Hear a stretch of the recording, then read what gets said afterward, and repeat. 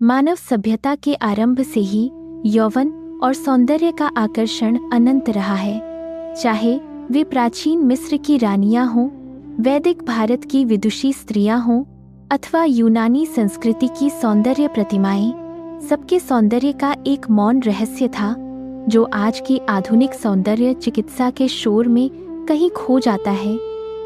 यह रहस्य न केवल बाह्य उपचारों तक सीमित था, बल्कि शरीर, मन, प्राण और प्रकृति के एक गहन संवाद पर आधारित था। एक ऐसा रहस्य जिसे प्राचीन संस्कृतियों ने समझा, जिया और पीढ़ियों तक सुरक्षित रखा, परंतु आधुनिक युग में यह केवल संकेतों और ग्रंथों में रह गया। आज हम उसी प्राचीन रहस्य का आवरण हटाते हुए उस विज्ञान और दर्शन को पुनर्जीवित करने का प्रयत्न करेंगे, जिसकी छाया मात्र से स्त्री की त्वचा न केवल चमकती थी, बल्कि उसमें समय को चुनौती देने की शक्ति भी विद्यमान रहती थी। राग, द्वेष, ईर्ष्या, चिंता, ये सब भावनाएं धीरे धीरे त्वचा के ऊतकों में विष की तरह घुलती जाती हैं। प्राचीन भारतीय स्त्रियां इसीलिए दिव्य भाव का पालन करती थीं, जैसे कि करुणा, सहानुभूति, संतोष और श्रद्धा। सौंदर्य केवल दर्पण में दिखने वाली आकृति का नाम नहीं था, यह ऊर्जा, मनोदशा और आत्मिक तेज का एक संयुक्त रूप था। यही कारण था कि प्राचीन स्त्रियां अपने सौंदर्य उपचारों की शुरुआत मानसिक शांति से करती थीं, जिसमें प्रातः पूजा पाठ, ध्यान साधना और मंत्रोच्चार का गहरा समावेश होता था। उस युग की स्त्रियां जानती थीं कि सौंदर्य किसी लेप, किसी तेल या किसी सुगंध से प्रारंभ नहीं होता। वह प्रारंभ होता है मन की निस्तब्धता से, श्वासों की संतुलित लय से और अपने भीतर बसे दिव्य स्रोत को छूने से। यह केवल एक दिनचर्या नहीं थी, यह एक आत्म उपचार की विधि थी, जिसकी जड़ें उस आध्यात्मिक ज्ञान में थीं जो आज भी संसार को अचंभित करता है। उन्हें पता था कि मन की अशांति शरीर की कोशिकाओं को असंतुलित कर देती है। उद्विग्नता का बोझ चेहरे पर छाया बनकर उतरता है, क्रोध और चिंता त्वचा की आभा को मंद कर देते हैं और भय तथा अपराध बोध हार्मोनल संतुलन को तोड़ देते हैं, जिससे त्वचा समय से पहले वृद्ध दिखने लगती है। यही कारण था कि वे अपने सौंदर्य की शुरुआत अपने मस्तिष्क से करती थीं, न कि अपनी त्वचा से। सुबह का समय सबसे शुभ माना जाता था। यह केवल धार्मिक धारणा नहीं थी, बल्कि ऊर्जा विज्ञान का सिद्धांत था। सुबह ब्रह्म मुहूर्त में जब प्रकृति की ध्वनियां धीमी, हवा शुद्ध और वातावरण शांत होता है, तब मन की लहरें भी स्थिर होने लगती हैं। प्राचीन स्त्रियां जानती थीं कि यह वह क्षण है जब शरीर सबसे ग्रहणशील होता है, मन सबसे कोमल होता है और आत्मा सबसे अधिक प्रकाश ग्रहण करती है। इसी समय वे अपने सौंदर्य अनुष्ठान की प्रथम सीढ़ी चढ़ती थीं, यानी कि पूजा पाठ, ध्यान और मंत्रोच्चार। पूजा उनके लिए केवल धार्मिक कर्मकांड नहीं था, ये एक ऊर्जा को सुव्यवस्थित करने का विज्ञान था। जब वे दीप प्रज्वलित करती थीं, तो वह दीप केवल प्रकाश का प्रतीक नहीं था, वह अचेतन मन के अंधकार को हटाने का आरंभ था।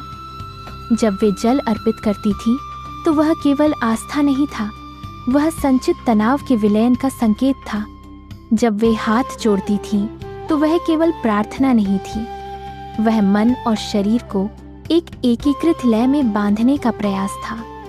पूजा पाठ के दौरान उनका श्वास लयबद्ध हो जाता था, भाव कोमल हो जाते थे और मानसिक तरंगें शांत।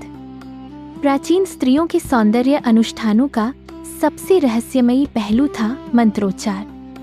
वह मानती थी कि मंत्र केवल शब्द नहीं है, वे कंपन ऊर्जा है जो शरीर की नाड़ियों और कोशिकाओं को प्रभावित करती है।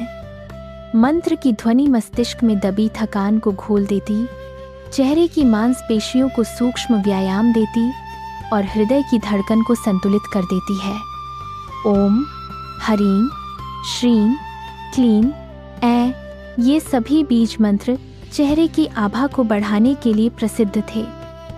मंत्रोच्चार के दौरान स्त्रियां यह अनुभव करती थीं कि माथे की जकड़न स्वतः ढीली पड़ रही है, गर्दन के आसपास हल्कापन आ रहा है, मन में बसी दबी भावनाएं पिघलने लगी हैं और चेहरे पर एक कोमल ताज़ा आभा उभर रही है। यही वह क्षण था जब सौंदर्य बाहर नहीं, भीतर से जन्म लेता था।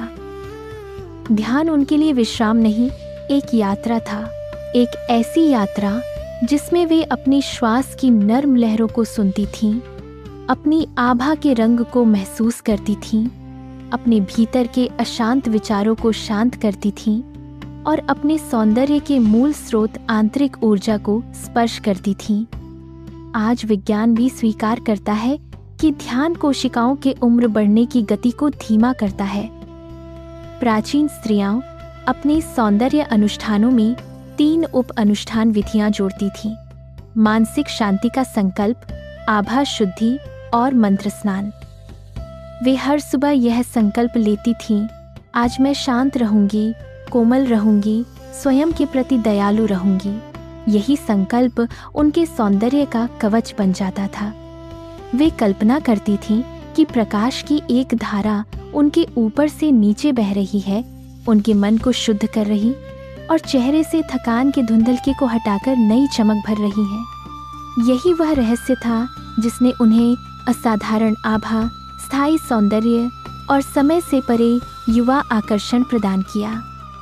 मंत्र स्नान मंत्रों के कंपन से किया गया सौंदर्य स्नान था, जो अदृश्य होते हुए भी अत्यंत शक्तिशाली माना जाता था। रहस्य ये नहीं कि वे क्या लगाती थीं, रहस्य ये था कि वे कैसे जीती थीं। वे धीरे बोलती, धीरे चलती, शांति से सोचती, संतुलित रहती और हर कार्य में सजगता का भाव रखती थीं। उनका शांत व्यवहार ही उनकी ऊर्जा को स्थिर रखता और यही स्थिर ऊर्जा उनके चेहरे पर स्थायी सौंदर्य बनकर चमकती थी। उनका सौंदर्य त्वचा पर नहीं, उनकी ऊर्जा में बसता था। यही वह रहस्य है जिसे यदि आज की स्त्री पुनः अपनाए तो वह भी अपने भीतर वही दिव्य, रहस्यमयी, चिर यौवन सौंदर्य पा सकती है, जिसे देखकर लोग कहते थे, ये चेहरे की नहीं, आत्मा की चमक है।